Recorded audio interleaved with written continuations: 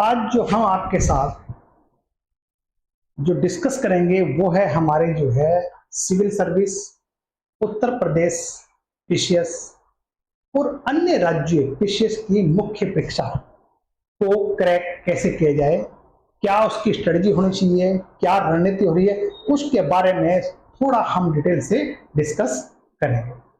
देखिए यह है आईएएस यानी सिविल सर्विस परीक्षा 2023, यूपी पीसीएस प्रारंभिक परीक्षा 2023। ये परीक्षा जो है प्रारंभिक आयोजित हो चुकी है। अब देखिए जब कुछ दिन से मतलब जब पेपर हुआ उसके एक हफ्ते तक लोगों के मन में कश्मकश चल रहा था कि भाई पता नहीं मेरा होगा नहीं होगा, कुछ बॉटम पे है, कुछ बड़े अच्छे लेवल पे है, कुछ बिल्कुल नीचे है। देखिए मैं तो ये कह रहा हूं आपको, अगर आपने ये एम बनाया है सिविल सर्वेंट बनने का, तो आपको जो है रिजल्ट का इंतजार किए बिना एक मुख्य परीक्षा की अपनी स्ट्रेटजी बना लेनी चाहिए। देखिए इसके दो बेनिफिट होंगे। एक बेनिफिट तो ये है, अगर आप सफल हो जाते हैं तो आगे मेंस में आपका पास टाइम कम है और इस महीने में काफी सारा सिलेबस कवर कर जाएंगे आप जो है, तो आपको आसानी रहेगी। दूसरी बात उन लोगों के लिए है जिनका परी क्लियर नहीं होता है, अगर वो असफल हो जाते हैं तो उनका जो है इस बहाने मेंस थोड़ा स्ट्रांग हो जाएगा, क्योंकि इस बार जो पढ़िए फिर आप जो है मेंस के पॉइंट से पढ़िए। नेक्स्ट बार जब 24 में आएगा उसके लिए फिर आप जो है लास्ट जनवरी के बाद से फिर प्री में स्टडी दे दीजिए आप जो है। यानी ये सोच के चलिए, अगर जो बच्चे असफल भी हो रहा है तो दिमाग में ये मत लाइए कि मैं असफल हो गया। अब उसे ये देखना है कि मुझे मन में बनाना है कि मैं सफल हो गया हूं, अगर सफल हो जाता हूं तो मेन की मुझे तैयारी कैसे करनी है। हमने बहुत सारे बच्चे देखे हैं कि मतलब जो है जो प्री में असफल हो जाते हैं वो क्या करते हैं, वो आगे छोड़ देते हैं पढ़ाई, यानी मेंस का कुछ देखते नहीं, कहते यार मैं तो प्री में नहीं हुआ, जब प्री होगा तब देखूंगा। फिर वो धीरे धीरे 3-4 महीने खराब कर देते हैं। फिर वही अक्टूबर नवंबर आ जाता है, अक्टूबर नवंबर के बाद फिर थोड़ा सा जोश आता है कि चलिए भाई अब 2024 का हमारा जो है फॉर्म आगे हैं, भरते हैं और फिर वो प्री के पॉइंट से स्ट्रेटजी बनाते हैं। चलो प्री में निकल भी जाते हैं तो फिर उनकी वही कहानी बनती है, फिर मेंस में वही प्रॉब्लम होती है। अब हम कह रहे हैं कि अपना टाइम क्यों खराब किया जाए, क्यों ना हम इस वर्ष से ही आपको देखिए पास होते हैं तो सही है, पास नहीं होते तो तो मेंस की स्ट्रेटजी बना देनी चाहिए। अब देखिए मेंस की स्ट्रेटजी बननी कैसे, देखिए सबसे पहले तो देखिए अपनी सोच को एक सकारात्मक लाइए। आप जो है सोचिए कि मैं प्री में पास हूं और मुझे मेंस को तैयारी कैसे करना है। अब सबसे पहले देखिए हमें पूरे एग्जाम मेंस के जो पैटर्न है पूरी जानकारी हमें पता होनी चाहिए। पूरी जानकारी करिए कितने पेपर होने, कितना क्या स्ट्रेटजी, किस तरह के मतलब जो है क्वेश्चन आते हैं, ये ध्यान रखे, उस ध्यान में रखते अपनी स्टडी पे ध्यान लगाइए। दूसरी बात, शुरुआत कैसे करें, कहां से करें, एग्जाम का पैटर्न क्या है, थोड़ा सा ये सोचने वाला विचार है। जैसे मैंने बताया है की जानकारी कीजिए, उसके बाद उसी पैटर्न पर समझिए और तैयारी करिए। और सबसे पहले तो अपने सिलेबस का गहनता से अध्ययन करिए कि हमारे मेंस में कौन कौन से टॉपिक है, कौन कौन से है। उसके बाद जब सिलेबस का अध्ययन कर लेंगे तो फिर देखिए जो पूर्व वर्षों में, पहले वर्षों में पूछे गए प्रश्नों का अवलोकन कीजिए, उनको ध्यान से पढ़िए, उन पे अनुमान लगाइए, उन पे देखिए कि ये क्वेश्चन मतलब है कहां से किस प्रकार आते हैं। अब देखिए ये पूर्व वर्षों के जो पेपर हैं उनके पढ़ने से आपके दो उद्देश्य पूरे होंगे। दो उद्देश्य कौन से पूरे होंगे, एक तो पाठ्यक्रम के किस खंड से निरंतर क्वेश्चन पूछे जा रहे हैं, एक तो आपको ये पता लगेगा हमें उन टॉपिकों को ज्यादा से स्ट्रेस करना है। दूसरी बात देखिए पूछे गए प्रश्नों की प्रकृति के बारे में जानकारी होगी कि ये जो क्वेश्चन है किस टॉपिक से, कहां से, किस प्रकार, क्या पूछता है, क्या मतलब इस टॉपिक के उद्देश्य पूछता है, क्या वो कारण पूछता है, क्या वो उसके परिणाम पूछता है, तो क्या पूछता है मतलब। अब जब एक क्वेश्चन के 4-5 वो चीजें होते हैं उनको पढ़ लीजिए आप जो है, तो कोई भी आपका आंसर गलत नहीं होगा। अब इसलिए मतलब जो है हमने पहले कहा सिलेबस को समझिए, सिलेबस के बाद पिछले वर्षों के जो पेपर हैं उनका अवलोकन कीजिए और उसके अवलोकन के बाद उनको मतलब जो है ध्यान से देखिए और अपनी स्ट्रेटजी बनाइए, एक सार्थक रणनीति बनाओ।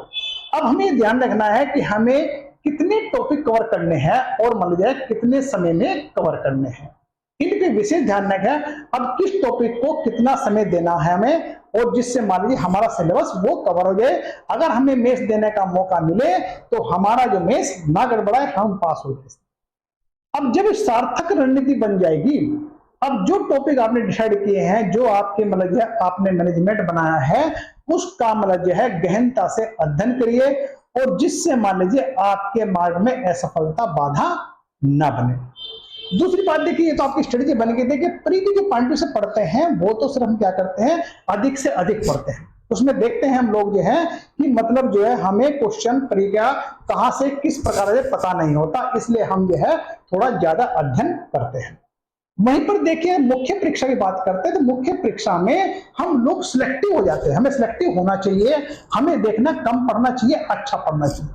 हमें मतलब जो है बहुत ज्यादा किताबों का सहारा नहीं लेना चाहिए, मुश्किल से किसी टॉपिक में एक दो किताब को ही अपना सहारा बनाना चाहिए, और उसी को ही मतलब जो है कम से कम 5-6 बार रिवीजन कर दिए।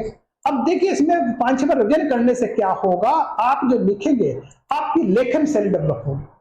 अब देखिए मतलब जो है मुख्य परीक्षा में आप कितने इंटेलिजेंट हैं, मैटर ये नहीं करता है। मैटर ये करता है कि आप उन 3 घंटों में जो एग्जाम होता है उसमें क्या प्रेजेंट करते हैं, किस तरह से प्रेजेंट करते हैं, आप सीक्वेंस में प्रेजेंट कर रहे हैं या फिर सेंटेंस टूटते नजर आ रहे हैं।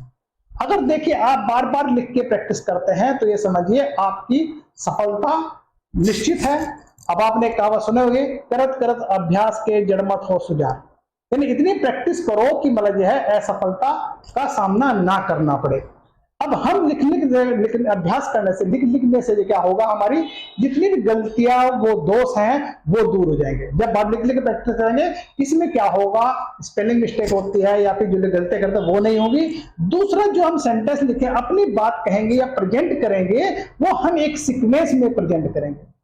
जब हम लिख के प्रैक्टिस करेंगे, देखिए इसमें कार्य में पूर्णता आती है, एक हमारा कार्य पूर्ण बनता है, और हमें भी अच्छा लगता है कि हमने जो क्वेश्चन का जो आंसर लिखा है वो हमने सही दिशा में या सही तरीके से प्रेजेंट किया है या लिखा है। अब अभ्यास करने से क्या होता है, हमें उस टॉपिक जिसकी हम बार बार प्रैक्टिस करते हैं, हमें वहां पर महारत हासिल होती है। हम अपनी बात को निडर होकर बिना उससे अपने में कह देते हैं। नेक्स्ट जो चौथी बात है इसमें जो है, अभ्यास करने से सफल निर्णय निर्माता बन जाते हैं। अब एक हमें जो है अच्छा निर्णय निर्माता कैसे बनता, वो लिख प्रैक्टिस से ही पॉसिबल बनती है। पांचवी बात, इससे हमें क्या होता है लिखने से, एक तो समीक्षात्मक ज्ञान हमें हो जाता है। समीक्षात्मक मतलब जो है क्या सही है क्या गलत, ये बारा लग जाता है हमें पूरा। अब देखिए जब इस तरह प्रैक्टिस करेंगे, देखिए आपका जो मेंस है वो रुकेगा नहीं, वो आप अच्छे मार्क्स मिलेंगे, और आपका जो लक्ष्य बनाया, जो एम बनाया, उसे जल्दी ही सफलता अर्जित कर लेंगे। जब इतनी बात आ जाती है तो फिर हमें क्या करना है, देखिए नेक्स्ट आत्मविश्वास। हमें एक विश्वास होना चाहिए, हमें पता है कि पॉजिटिव थिंकिंग होनी चाहिए, हमें पता है कि हमारा सिलेक्शन इस बार हो ही रहा है। जब हमारा आत्मविश्वास सार्थक होगा या सकारात्मक होगा तो ये समझिए पढ़ने में मन लगेगा, मन लगेगा तो लगन आएगी, लगन के साथ एकाग्रता आएगी, एकाग्रता हम दृढ़ मेहनत करते हैं। मतलब देखिए जब हमारी पॉजिटिव सोच होती है तो उससे हमारे मन में लगता है यार मेहनत कर लो, हो जाएगा मेरा। दूसरी बात, जब लगन लगती है तो एकाग्रता, कंसंट्रेशन अपना आप होता है। जब कंसंट्रेशन होता है, इसके बाद फिर हम दृढ़ मेहनत करते हैं, तो ये समझिए हमारा जो लक्ष्य है वो बड़ी आसानी से हमें प्राप्त हो जाता है। अब देखिए यहाँ पर जो स्मार्ट वर्क है, देखिए मतलब लिखने को तो सारे देखिए मतलब जो है, आप देखिए मतलब जितने बच्चे प्री में पास होंगे वो सारे के सारे मेंस लिखेंगे, क्या वो सारे के सारे पास हो जाते हैं? ऐसा नहीं। देखिए पास वही लोग होते हैं जिन्होंने अपनी एक सही रणनीति के तहत कार्य किया है और लिख के प्रैक्टिस किया है। अब देखिए हम एग्जाम से परीक्षा में देखने बहुत सारे बच्चे ऐसे मिले हैं कि मतलब जो है वो पहले शुरू से प्री के पॉइंट से पढ़ने में लगे रहते हैं, तो ये समझिए 45 या 50% ऐसे होते हैं जो मेंस के पॉइंट से अच्छी तरह से तैयारी नहीं करते हैं, बाकी प्री के पॉइंट से तैयारी बहुत अच्छी होती है इनकी, और वो प्री निकल जाता है। और जिस समय मेंस देने का मौका मिलता है तो उस समय क्या होता है कि उस समय वो जो है अच्छी प्रेजेंट नहीं कर पाते हैं, तो उनका रिजल्ट ऑटोमेटिकली अपने आप ही नेगेटिव हो जाता है। अब देखिए यहाँ पर देखिए मतलब जो है आप जब तैयारी करते हैं, इसमें जो 50% लोग वो हैं जो प्रैक्टिस लिख के नहीं करते, वो तो देखो हटी गए इस फील्ड से। अब जो प्रैक्टिस में देखिए लिख के प्रैक्टिस करते हैं, देखिए सफलता उनमें ही होता है, उनका ही मेंस निकलता है। मतलब देखिए प्री में जो है 50% तो वो है जो मेंस के बारे में ज्यादा नॉलेज नहीं होती है, बाकी सरसरी होती है। उसके बाद बचते 50% उनमें से वो लोग होते हैं जो लिख के प्रैक्टिस करते हैं, होशियार तो होते हैं पर लिख के प्रैक्टिस नहीं। अब देखिए जितने भी 25% 30% बचता है, वो जो लिख लिख के प्रैक्टिस करते हैं उन्हीं बच्चों में ही उन्हीं का सिलेक्शन होता है, बाकी सिलेक्शन से बाहर हो जाते हैं। अब देखिए ये है, ये हमारी जो सकारात्मक सोच ही हमें अपने 100% लक्ष्य को प्राप्त करने में सहायता मिलती है। देखिए भले टॉपिक तो हम नेक्स्ट क्लास में डिस्कस करेंगे, मैथ्स को कैसे लिखना है, किस प्रकार लिखना है, वो नेक्स्ट में डिस्कस करेंगे। आज इतना ही है।